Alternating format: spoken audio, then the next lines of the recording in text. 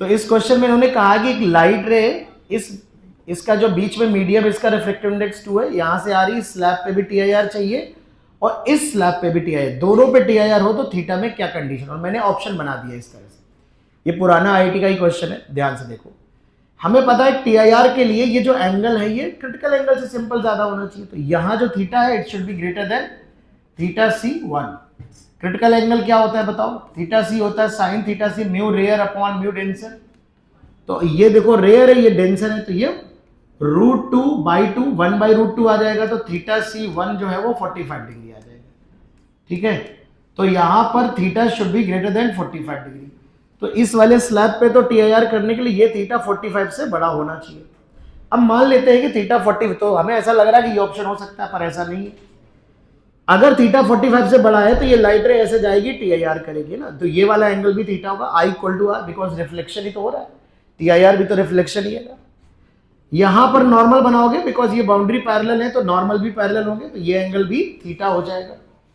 अगर यहां theta angle of incidence है तो यहां भी थीटा होगा, और ये डेंसर है, अगेन ये रेयर है, ये √3 है बेटा, तो फिर से ये वाला थीटा यहां के भी क्रिटिकल एंगल के बराबर होना चाहिए, तो इसका पहले क्रिटिकल एंगल निकाल लेते हैं।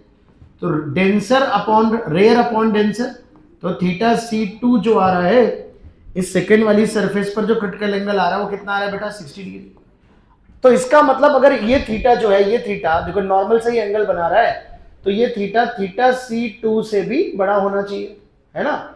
इसका मतलब 60 डिग्री से बड़ा होना चाहिए। अब एक स्लैब कह रही है कि 45 से बड़ा होना चाहिए ताकि क्या हो जाए? टीआईआर, और दूसरी कह रही है कि भैया 60 से बड़ा रखो। अच्छा बताओ, 50 डिग्री कर दिया तो इस पे तो टीआईआर हो जाएगा, इस पे टीआईआर नहीं, तो क्या आंसर होना चाहिए? अच्छा बताओ, ग्रेटर देन 60 होना चाहिए कि ग्रेटर और इक्वल टू?